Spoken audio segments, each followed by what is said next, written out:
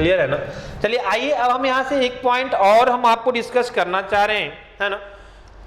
वो पॉइंट हम ये आपको डिस्कस करना चाह रहे हैं कि जो सीपी का वैल्यू होता है वो सीबी, मतलब कहने का मतलब पहले आप ये समझिए कि ये तो आप समझ गए जहां पे एक रिलेशंस होता है और यहाँ पे आपका सी क्या होता है, स्पेसिफिक हीट होता है, स्पेसिफिक हीट होता है, ये तो आप समझ गए। अब ये जो स्पेसिफिक हीट है अगर लिक्विड और सॉलिड के लिए हम बात करेंगे तब तो इसका एक ही वैल्यू डिफाइंड होता है, लेकिन जब हम गैसेस के लिए बात करते हैं, जब हम गैस के लिए बात करते हैं इसका स्पेसिफिक हीट का, तो वो दो तरह का स्पेसिफिक हीट डिफाइंड होता है। बात समझ में आ रही है ना। तो कहने का मतलब है कि हम ये बोल सकते हैं कि फॉर गैसेस, हम ये भी आपको बताएंगे कि हम सॉलिड और लिक्विड के लिए, है ना, सेम क्यों डिफाइन करते हैं, क्यों होता है वैल्यू। चलिए तो हम आपको ये बात करना चाह रहे हैं कि specific heat,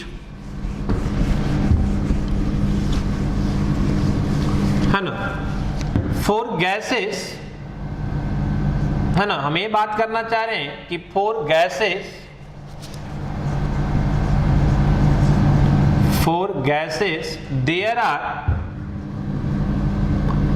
there are two types of specific heat, two types of specific heat, है ना।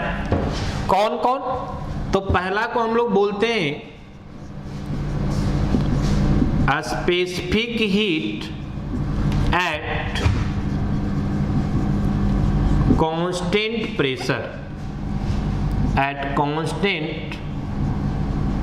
प्रेशर, जिसको हम लोग सीपी से डिनोट करते हैं। सी का मतलब स्पेसिफिक हीट और एट कांस्टेंट प्रेशर पे हम बात करेंगे तो सीपी से डिनोट करेंगे।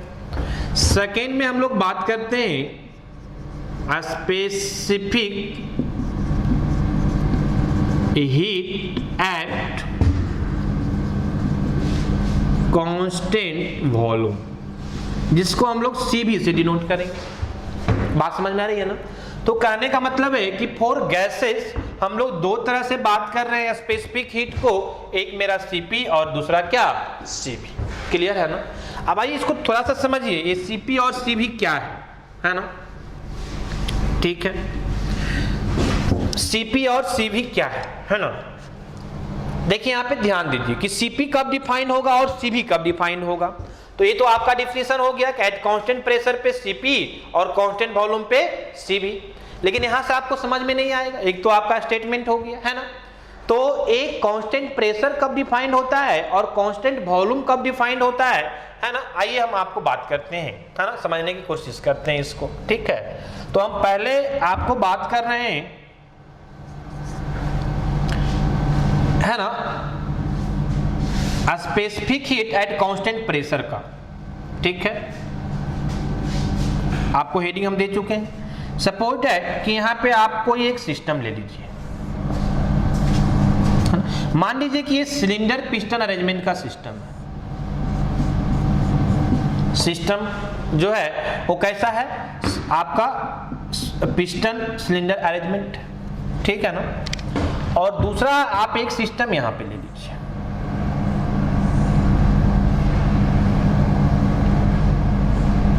दूसरा सिस्टम आप यहां पे ले लीजिए, ठीक है ना। ये भी आप कुछ ऐसा ही मान लीजिए कि पिस्टन और सिलेंडर अरेंजमेंट, ठीक है। अब देखिए यहां पे ध्यान दीजिए, समझिए थोड़ा सा। हम दो तरह से प्रोसेस को परफॉर्म कर सकते हैं, एट कांस्टेंट प्रेशर और एट कांस्टेंट वॉल्यूम। क्लियर है ना। पहला में जो हम प्रोसेस ले रहे हैं कि ये सिस्टम में जो प्रोसेस हो रहा है, प्रोसेस होने का मतलब समझते हैं ना कि either work transfer from system to surrounding या heat transfer from system to surrounding, ये क्या कहलाता है, प्रोसेस कहलाता है। क्लियर है। तो मान लिया कि यहाँ पे जो आपका प्रोसेस सिस्टम में हो रहा है, मान लिया आप हीट ट्रांसफर कर रहे हैं, तो ये जो हीट ट्रांसफर हो रहा है, सपोज दैट कि ये कहाँ पे हो रहा है, एट कांस्टेंट प्रेशर पे हो रहा है। और होता है, हो सकता है ऐसा, है ना। हम पहले भी समझाए हैं और आपको हम अभी भी समझाना चाहेंगे कि एट कांस्टेंट प्रेशर पे जो है वो प्रोसेस डिफाइंड होगा। आप कभी ऐसा मत समझे कि कांस्टेंट प्रेशर पे प्रोसेस डिफाइंड नहीं होता है, वो होता है। तभी तो हम लोग एट कांस्टेंट प्रेशर पे हीट ट्रांसफर निकालते हैं, कांस्टेंट प्रेशर पे वर्क ट्रांसफर निकालते हैं। बात समझ में आ रही है ना। और भी समझना चाहेंगे तो थोड़ा सा हम आपको रिलेट कर दें कि जैसे आइडियल गैस इक्वेशन क्या होता है, PV = mRT। आप जानते हैं कांस्टेंट वॉल्यूम पे, ये तो आपको कांस्टेंट रहेगा क्लोज सिस्टम के लिए mR। तो कहने का मतलब क्या है कि V है ना = कांस्टेंट, इधर P को डिवाइड कर दीजिए तो ये पूरा कांस्टेंट हो जाएगा और इनटू क्या T।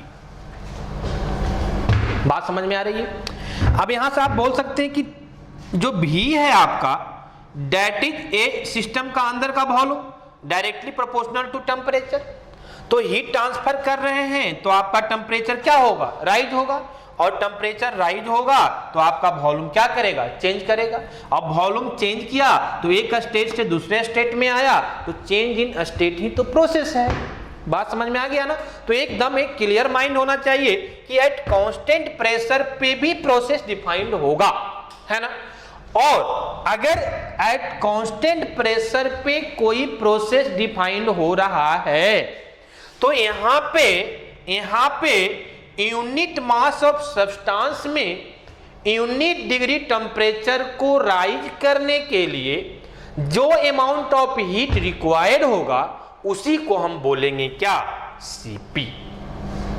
फिर से हम समझिए क्या बोलना चाह रहे हैं कि एट कांस्टेंट प्रेशर पे प्रोसेस हो रहा है। मान लीजिए सपोज दैट कि अगर आपका मास 1 kg है, यूनिट मास है, कुछ टेम्परेचर सिस्टम का आपका 20 डिग्री सेंटीग्रेड था।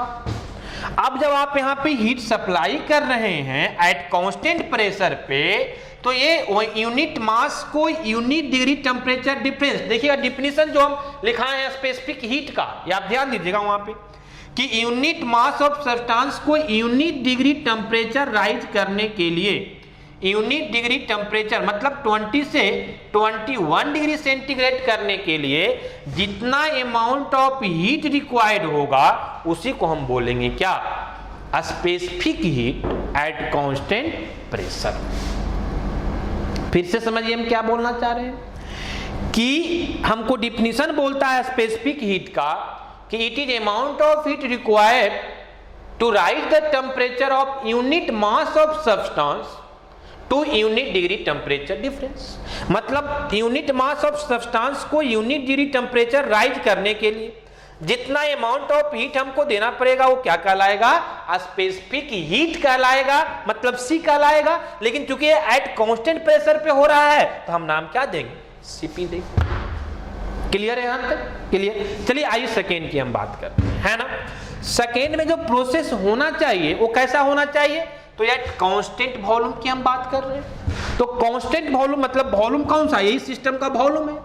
तो ये कांस्टेंट कब रहेगा, हम पहले भी आपको डिस्कस किए कि जब इस पिस्टन को हम क्या कर देंगे, लॉक कर देंगे। जब पिस्टन को हम क्या कर देंगे, लॉक कर देंगे। अब जब ये पिस्टन को हम लॉक कर दिए तो अब इसका वॉल्यूम जो है सिस्टम का ये क्या हो गया, कांस्टेंट हो गया। अब इसका वॉल्यूम चेंज नहीं होगा। आप यहां से हीट सप्लाई भी करेंगे तो इसका वॉल्यूम चेंज नहीं होगा। लेकिन इसके मतलब ये नहीं कि प्रोसेस नहीं होगा, प्रोसेस होगा। प्रोसेस कैसे होगा, तो जो स्टेट ऑफ सिस्टम डिफाइन करता है वो कौन करता है, प्रॉपर्टीज करता है। तो इसका प्रॉपर्टीज चेंज होगा, मतलब एक स्टेट से दूसरा स्टेट डिफाइन होगा। बात समझ में आ रही है ना।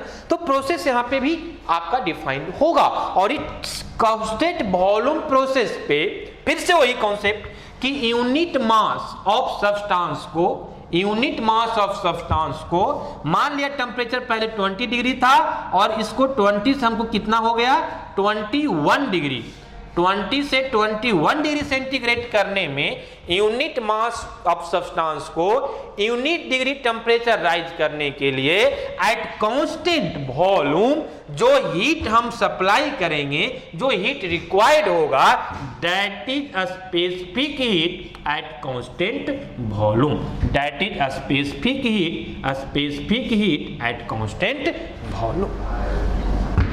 क्लियर है? तो कहने का मतलब है कि यहां से ए आपका क्लियर हो गया होगा कि कब हम बोलेंगे, कब मेरा डिफाइंड होगा specific heat at constant pressure मतलब सीपी, और कब डिफाइंड होगा specific heat at constant volume मतलब क्या, सीपी।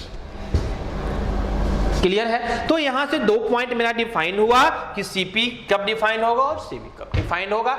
आइए अब हम जो नेक्स्ट पॉइंट जानना चाह रहे हैं, है ना, जो हम नेक्स्ट पॉइंट जानना चाह रहे हैं, हम ये जानना चाह रहे हैं नेक्स्ट पॉइंट कि always CP is greater then CP. Clear? कि हमेशा जो सीपी का वैल्यू होता है दैट इज ग्रेटर देन क्या होता है, सीपी होता है। तो अब इसको हम कैसे डिफाइन करें, कैसे समझेंगे? तो इसको समझना भी इंपॉर्टेंट है, ये ज्यादा इंपॉर्टेंट है इसको समझना। तो आइए देखिए यहां पे ध्यान दीजिए, थोड़ा सा समझिए इसको, है ना। हम यहीं से रिलेट करना चाहते हैं या फिर हम आगे इसको, है ना, आपको समझाने की कोशिश कर रहे हैं। देखिए यहां पे ध्यान दीजिए,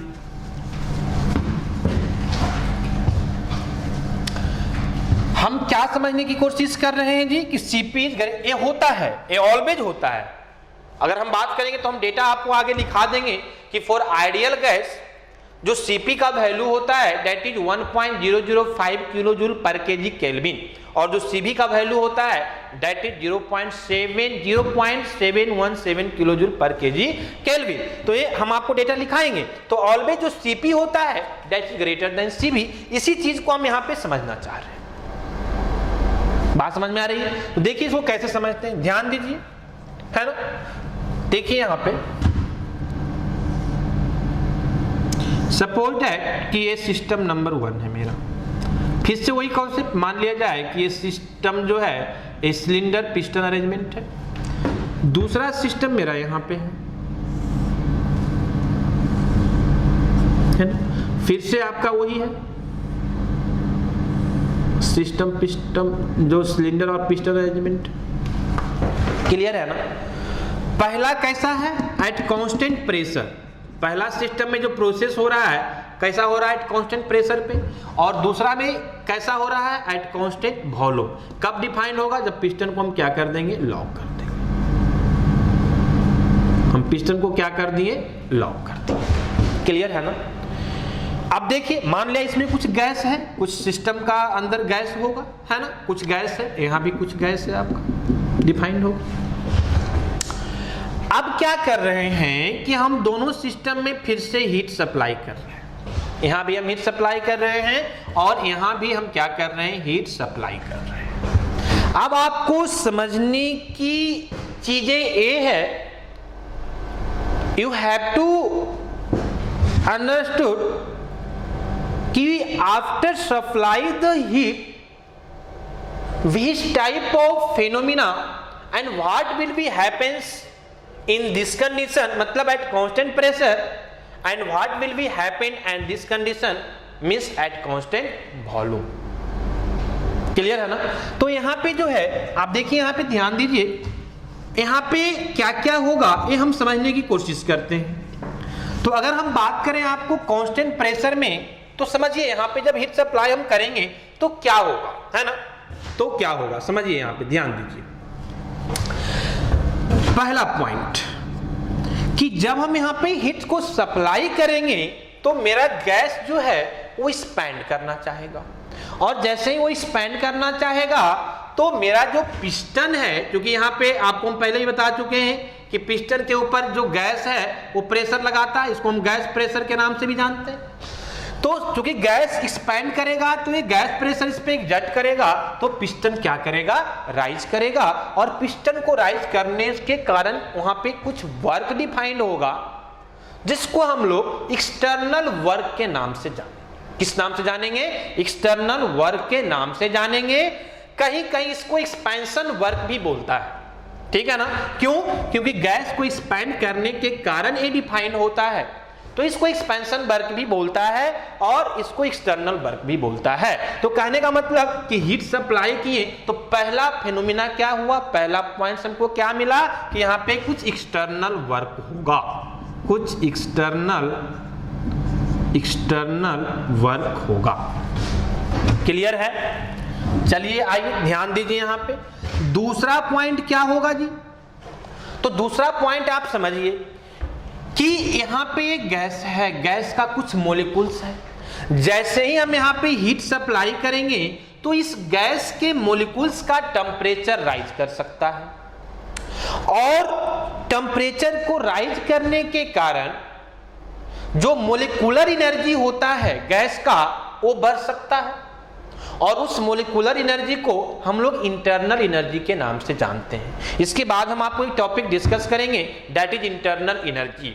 तो इंटरनल एनर्जी क्या होता है? तो amount of energy associated with the molecules of the system is known as internal energy. Clear है ना? तो कहने का मतलब है कि दूसरा फिनोमिना मेरा क्या होगा कि जब हम हीट ट्रांसफर करेंगे तो एक गैस के मॉलिक्यूल्स का जो टेम्परेचर होता है वो राइज करेगा, उसका एनर्जी क्या करेगा? राइज करेगा, जिसको हम इंटरनल एनर्जी के नाम से जानते हैं। तो दूसरा फेनोमिना ये हो सकता है कि इसका इंटरनल एनर्जी राइज कर सकता है। क्लियर है ना? इसका इंटरनल एनर्जी चेंज हो सकता है। तो दूसरा जो हमको मिलेगा, हमको ये मिलेगा कि change in internal energy, change in internal energy, है ना? यहां पे क्या मिलेगा हमको? इंटरनल एनर्जी मिलेगा, सिस्टम का इंटरनल एनर्जी बढ़ेगा, राइज करेगा। क्लियर है ना? तो ये दो पॉइंट हमको मिलेगा कब? किस प्रोसेस में? एट कांस्टेंट प्रेशर प्रोसेस में। चलिए आइए हम अब यहां पे आते हैं, इस सिस्टम में एट कांस्टेंट वॉल्यूम में आते हैं। यहां पे हम जब हीट सप्लाई करेंगे तो हमको क्या क्या फिनोमिना मिलेगा। तो सबसे पहले तो आप ये समझ जाइए, आपको हम पढ़ा चुके हैं work transfer at various process, है ना? तो सबसे पहले हम आपको कांस्टेंट वॉल्यूम पे पढ़ाए थे वर्क ट्रांसफर कितना होगा। तो हम आपको बताए थे वहां पे कि एट कांस्टेंट वॉल्यूम जो वर्क ट्रांसफर का वैल्यू होता है, जो वर्क ट्रांसफर का वैल्यू होता है दैट इज। क्लियर है ना? तो क्यों? तो चूंकि इसलिए कि जो एट कांस्टेंट वॉल्यूम पे मेरा कांस्टेंट वॉल्यूम का मतलब क्या कि डीवी का वैल्यू 0, चेंज इन वॉल्यूम 0, और मेरा जो वर्क ट्रांसफर का इक्वेशंस होता है इंटीग्रेशन ऑफ पी डीवी, और चूंकि डीवी 0 हो गया तो इसीलिए हमको यहां से वर्क ट्रांसफर क्या मिलता है? 0। क्लियर है? तो हमको पहला जो यहां पे एक्सटर्नल वर्क मिल रहा था, यहां पे कोई एक्सटर्नल वर्क हमको नहीं मिलेगा। तो जो हम हीट ट्रांसफर कर रहे हैं वो कहां जाएगा? तो ये दूसरा जो कंडीशंस होता है उसमें जाएगा। बात समझ में आ रही है ना? तो कहने का मतलब है कि इस केस में हमको एक ही पॉइंट मिलता है, वो क्या मिलता है? Internal energy, internal energy. बात समझ में आ रही है? और इंटरनल एनर्जी का मतलब क्या? हम फिर से आपको बोल रहे हैं कि जो मॉलिक्यूल्स का टेम्परेचर राइज होता है और मॉलिक्यूल्स में जो एनर्जी एसोसिएट होता है सिस्टम का, उसी को हम लोग बोलते हैं क्या? इंटरनल एनर्जी बोलते हैं। तो कहने का मतलब मॉलिक्यूल्स का जो हम हीट दे रहे हैं उससे कोई वर्क तो हमको मिलेगा नहीं। क्यों? क्योंकि वॉल्यूम कांस्टेंट है। तो ये सारा एनर्जी कहां जाएगा? तो इसके इंटरनल एनर्जी में कन्वर्ट हो जाएगा। इसलिए यहां से हमको एक ही चीज मिलेगा, दैट इज इंटरनल एनर्जी। तो कहने का मतलब है कि यहां जो हम हीट सप्लाई कर रहे हैं वो सारा का सारा हीट कहां जा रहा है? इंटरनल एनर्जी में जा रहा है, मतलब इसके मॉलिक्यूल्स के टेम्परेचर को राइज करने में जा रहा है। क्लियर है यहां पे? अब आइए हम समझते हैं कि भाई why Cp is greater than Cv, है ना? अब समझिए, इसको समझने का कोशिश कीजिए। ये सारा चीज तो हम आपको बता दें। अब आगे बढ़ते हैं। सपोज दैट कि ये मास जो मेरा है वो 1 है, ठीक है ना? मास कितना है? 1 है। हम टेम्परेचर जो इनिशियल ले रहे हैं वो 20 डिग्री ले रहे हैं। यहां भी हम मास कितना ले रहे हैं? 1। सपोज दैट कि मास 1 है और इनिशियल टेम्परेचर हम कितना ले रहे हैं? 20 डिग्री सेंटीग्रेड, है ना? अब आप Cp को कैसे डिफाइन करेंगे? ये जो हम हीट सप्लाई कर रहे हैं ये Cp के बराबर कब होगा? जब इस यूनिट मास ऑफ सब्सटेंस में यूनिट डिग्री टेम्परेचर राइज करेगा। बात समझ में आ रही है ना? तो ये यूनिट डिग्री जो हम हीट दे रहे हैं उस हीट से ये जब 20 से 21 डिग्री टेम्परेचर राइज कर जाएगा तब हम बोलेंगे कि ये जो मेरा हीट है ये मेरा Cp के बराबर हो गया, specific heat at constant pressure के बराबर हो गया। क्योंकि स्पेसिफिक हीट क्या बोलता है कि amount of heat required for unit mass of substance to raise the unit degree temperature. तो अब जब 20 से 21 डिग्री होगा यूनिट मास के लिए, उस समय जितना अमाउंट हम हीट सप्लाई कर दिए होंगे वो मेरा क्या कहलाएगा, specific heat at constant pressure. Clear है ना। अब उस समय ये तो पहला कंडीशन हो गया। इसमें क्या होगा, सेम कॉन्सेप्ट कि यहां भी मास को हम 1 ले लिए हैं तो यहां भी 21 डिग्री टेम्परेचर राइज होने तक जितना अमाउंट ऑफ हीट हम सप्लाई करेंगे हम इसको क्या बोलेंगे, Cv बोलेंगे। बात समझ में आ रही है ना। अब आप थोड़ा सा ध्यान से समझिए, अब थोड़ा सा आप समझिए, यहां पे थोड़ा सा समझिए, अब समझने वाली बात है, यहां पे ध्यान दीजिए नहीं तो बाउंस कर जाएगा। अब आप बताइए कि यहां से जो आप हीट दे रहे हैं उससे आपका ये जो हीट है वो दो वर्क में जा रहा है। एक एक्सटर्नल वर्क में जा रहा है पिस्टन को राइज करने में, और दूसरा कहां जा रहा है, तो इंटरनल एनर्जी में जा रहा है। इंटरनल एनर्जी का मतलब क्या, टेम्परेचर को राइज करने में जा रहा है। और यहां जो आप हीट दे रहे हैं उससे कोई एक्सटर्नल वर्क नहीं मिल रहा है, वो सारा का सारा एनर्जी कहां जा रहा है, इंटरनल एनर्जी में जा रहा है, मतलब टेम्परेचर को राइज करने में जा रहा है। तो अब आप बताइए कि कहां पे हीट हमको ज्यादा सप्लाई करना पड़ेगा, कंडीशन 1 में या कंडीशन 2 में। तो चूंकि यहां जो आप हीट दे रहे हैं वो सारा का सारा हीट टेम्परेचर को राइज करने में नहीं जा रहा, मतलब इंटरनल एनर्जी में नहीं जा रहा है। इस हीट से कुछ और भी वर्क हो रहा है, दैट इज एक्सटर्नल वर्क। जबकि यहां पे जो आप हीट दे रहे हैं ये सारा का सारा हीट कहां जा रहा है, इंटरनल एनर्जी में, मतलब मोलिक्यूल्स का टेम्परेचर को राइज करने में। मतलब यहां पे 1 डिग्री टेम्परेचर को राइज करने में कम हीट हमको देना पड़ेगा as compare to this process. क्यों, क्योंकि यहां पे 2 वर्क हो रहा है। मान लिया जाए कि हम 100 किलो जूल दिए, 100 किलो जूल यहां पे हम हीट दिए, तो हो सकता है कि 50 किलो जूल कहां चला जाए, वर्क में चला जाए, और 50 किलो जूल से ही टेम्परेचर हमको राइज होगा। बात समझ में आ रही है ना। तो अगर मान लिया जाए, ऐसे समझिए आप, ज्यादा इजी होगा। सपोज कि अगर आपको एक 1 डिग्री टेम्परेचर को राइज करने के लिए 50 किलो जूल हीट की रिक्वायरमेंट है, कब, जब कोई एक्सटर्नल वर्क ना हो। जैसे मान लिया यहां पे आपको कोई एक्सटर्नल वर्क नहीं हो रहा है। सपोज है कि 1 डिग्री टेम्परेचर को राइज करने के लिए जो आपको हीट देना पड़े वो आपको 50 किलो जूल देना पड़े, उतना में 1 डिग्री राइज कर जाएगा। तो यहां तो आप 1 डिग्री दे देंगे, क्योंकि सारा का सारा जो हीट है वो टेम्परेचर को राइज करने में जाएगा, इसलिए आपको 1 डिग्री राइज कर जाएगा। लेकिन अगर यहां पे आप 50 डिग्री देंगे तो ये 1 डिग्री राइज नहीं करेगा। क्यों नहीं करेगा, क्योंकि टोटल एनर्जी ये टेम्परेचर को राइज करने में नहीं जाएगा, सम अमाउंट ऑफ एनर्जी कहां चला जाएगा, एक्सटर्नल वर्क में चला जाएगा। तो यहां पे आपको 1 डिग्री को राइज करने के लिए 50 किलो जूल से ज्यादा एनर्जी देना पड़ेगा। मतलब क्या हुआ कि आपको कांस्टेंट प्रेशर में ऑलवेज ज्यादा हीट देना पड़ेगा as compare to constant volume process. और इसीलिए हम बोलते हैं कि always Cp is greater than Cv। Clear हो गया? आई थिंक आपको क्लियर हो जाना चाहिए, है ना। तो यहां से एक स्टेटमेंट आप लिख सकते हैं, यहां से आप एक स्टेटमेंट लिख सकते हैं। क्या लिख सकते हैं स्टेटमेंट, तो आप स्टेटमेंट में लिख सकते हैं, बेटर है कि आप नोट करके लिख लीजिएगा, ज्यादा अच्छा रहेगा। पहला पॉइंट नोट करके, पहला पॉइंट आप लिखिएगा, क्या आप पहला पॉइंट लिखिएगा कि Cp is always greater than Cv, है ना। Cp फॉर गैसेस, क्योंकि हम पहले ही आपको बता चुके हैं कि ये सॉलिड और लिक्विड के लिए Cp और Cv डिफाइंड नहीं होता है। Cp और Cv सिर्फ और सिर्फ कहां डिफाइंड होगा, गैसेस में डिफाइंड होगा। तो for gases Cp is greater then, Cp is always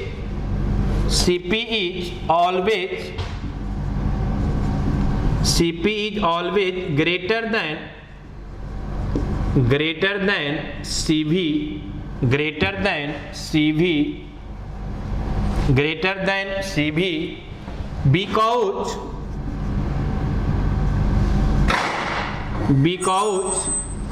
at constant pressure, because at constant pressure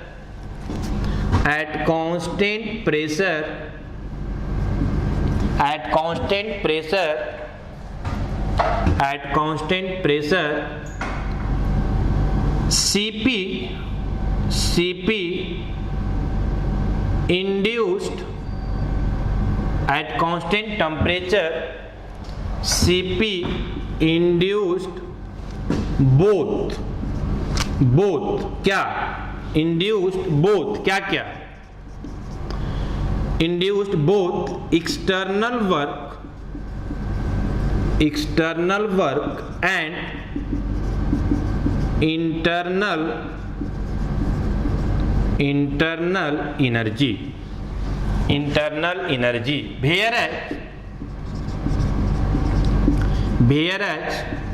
at constant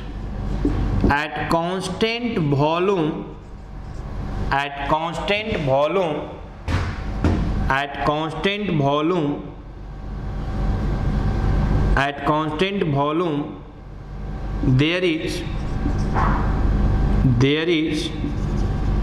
only internal energy,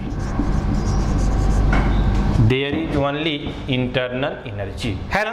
यहाँ पे हम आपको क्लियर कर चुके हैं कि यहाँ पे एक्सटर्नल वर्क और चेंज इन इंटरनल एनर्जी दोनों मिलता है, इसलिए हम बोल दिए कि Cp इंड्यूस्ड, है ना, at constant pressure Cp induce both external work and internal energy, whereas at constant volume there is only internal energy, है ना। वहां पे सिर्फ और सिर्फ क्या डिफाइन होता है, इंटरनल एनर्जी डिफाइन होता है, इसीलिए Cp जो है वो ऑलवेज ग्रेटर देन होगा क्या, Cp, है ना। So that Cp is always greater than Cp, है ना।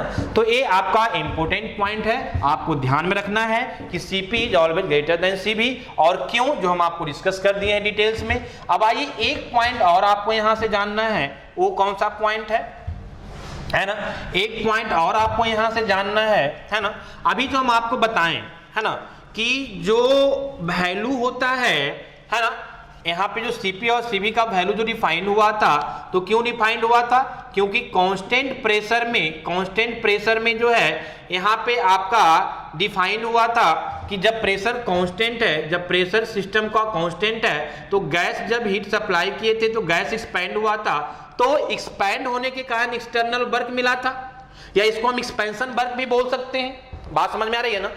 तो ये जो एक्सपेंशन वर्क है वो सॉलिड और लिक्विड के केस में नेग्लिजिबल होता है। मतलब क्या कि आप लिक्विड या सॉलिड को जब आप हीट करते हैं तो वो एक्सपेंशन नहीं होता है, एक टाइम के बाद वो क्या होगा, अपना फेज चेंज करने लगेगा। तो कहने का मतलब है कि जो हम यहां से एक पॉइंट निकालना चाह रहे हैं, नोट का पॉइंट नंबर 2, इसी में आप नोट में ही पॉइंट नंबर 2 में लिख लीजिएगा, है ना, कि for solid and liquid expansion work is negligible, therefore the value of Cp and Cv almost same, है ना। वहां पे Cp और Cv का वैल्यू अलग अलग नहीं होता है, क्योंकि आपको समझ में आया था कि यहाँ पे एक्सटर्नल वर्क इसमें हो रहा था और इंटरनल एनर्जी भी हो रहा था, जबकि इसमें सिर्फ क्या हो रहा था, इंटरनल एनर्जी हो रहा था।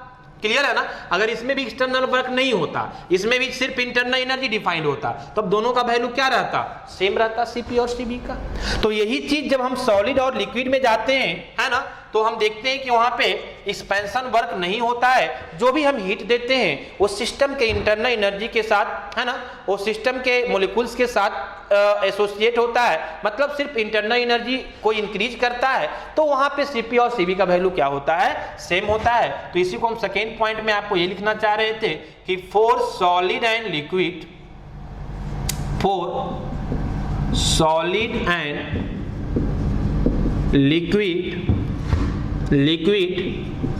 एक्सपेंशन वर्क, जिसको हम एक्सटर्नल वर्क यहां बोले थे, expansion work is negligible. Expansion work is negligible. Therefore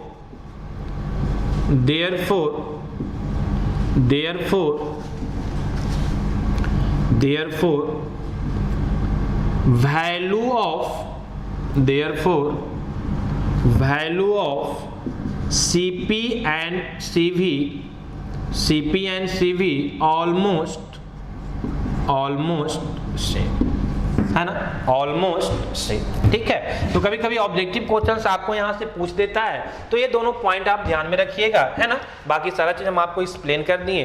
तो ये आपका कुछ पॉइंट्स था जो कि स्पेसिफिक हीट के रिगार्डिंग था। ठीक है ना, तो स्पेसिफिक हीट आपका कंप्लीट हो गया, है ना। अब हम नेक्स्ट टॉपिक देखेंगे इसके बाद, है ना, वो आपका नेक्स्ट वीडियो में। क्लियर? ओके।